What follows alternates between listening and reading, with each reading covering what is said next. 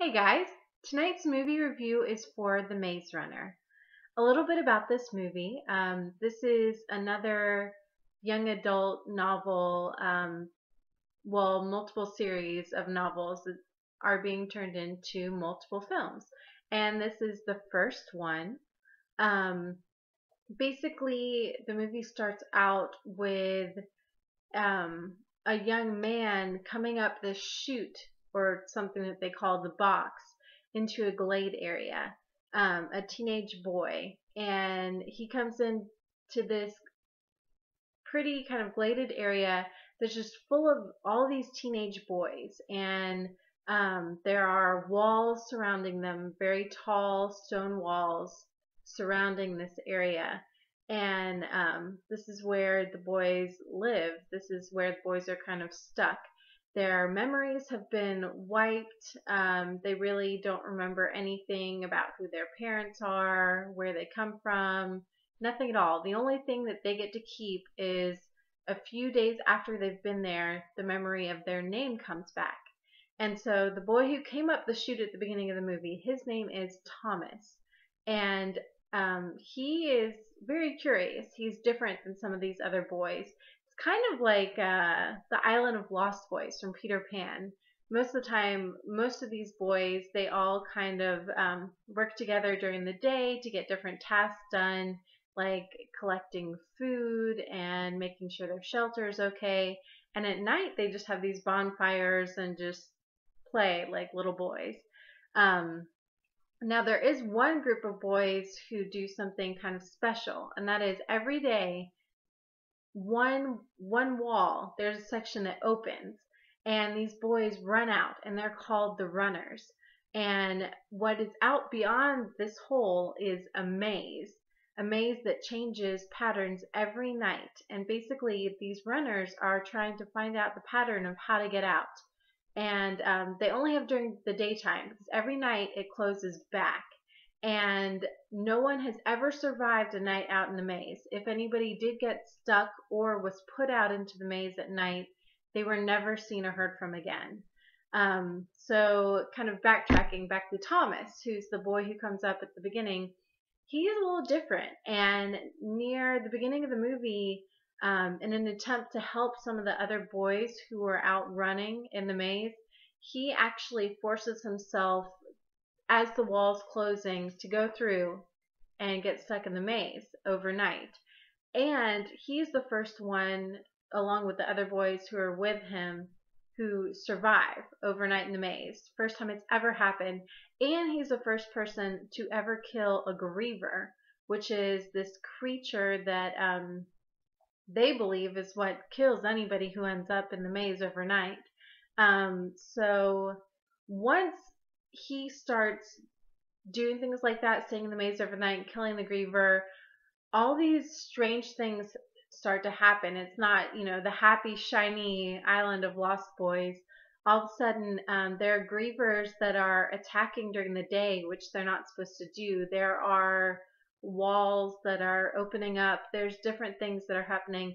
And also, the chute gets sent up. It's supposed to be sent up once a month, but all of a sudden it comes up when it's not supposed to.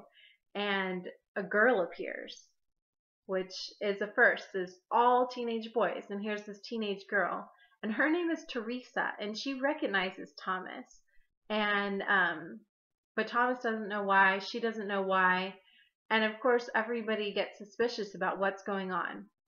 So Thomas decides that he is going to kind of spearhead the let's get out of the glade. Why are we here? Why are we being held prisoners? Um, and most of the movie is, are they going to make it out of the maze? Who's going to, are people going to believe him? Are people going to be on his side? Some of these boys are comfortable with stuff how it is, or at least they've learned to be comfortable in this area, and they don't want to upset, whoever has orchestrated this big maze. So, is there going to be conflict with that? Are they going to be able to get out? What is up with this maze and them being stuck in there? Those are kind of the main themes that run throughout this movie. This story, like I said, it's another kind of teeny bopper young adult novel. Although this one is a little different because um, unlike, Hunger Games, Twilight, Divergent, there isn't a love story. There is a young girl in this, but it's more about the action and the story and the bond between the boys. And you don't have to worry about some stupid love story that doesn't always quite fit in with what's going on. So that makes this one different and kind of refreshing. The story itself, I thought, was good. I like, as I've said in other reviews before, I like kind of the whole like The Man, 1984, those kind of movies. And this is another one that's of that style where obviously someone has put them in this place and is controlling the situation, and trying to figure out why. I think that that's interesting, and the way that the story is told, I think, is compelling. Um, I thought the acting by the young gentleman in this movie was very good. I think the main guy who played Thomas, I believe he's on Teen Wolf on MTV, but I don't know his name. But I thought that he did a good job, and there were a couple of other boys who were recognizable from other projects in the last couple of years, and I think they were all pretty strong. Um, Probably my only complaints about this movie, anytime you adapt a book into a movie, you're going to lose a lot of stuff. And sometimes the flow of the movie still works okay. In this one, I haven't read the book, but I could tell that, we were kind of skipping some stuff that might have been important. The flow wasn't exactly seamless. There were times where you just felt like some information was missing. And maybe the book's like that also. Maybe you're supposed to have that feeling since the characters themselves don't really know what's going on. But for me, it kind of took me out of the movie a little bit. And the other major complaint I would say is the amount of characters in this. There are a lot of characters that have semi to big roles in this, and I feel like they weren't all really allowed to be fleshed out. Some of them were, and some of them not so much. It was kind of too many supporting characters to focus on. I mean, I know you lovers of the book, of course, you don't want anybody to get cut out, but in the time constraint of the movie, it was just kind of difficult to get a grasp of who all these people were. Um, but saying that, I still enjoyed the movie. Especially there are some twists and turns in the last 10 to 15 minutes that I'm not going to spoil for you, but I mean, it is an ending that you weren't quite expecting. There are surprises. There is a cliffhanger at the end of this.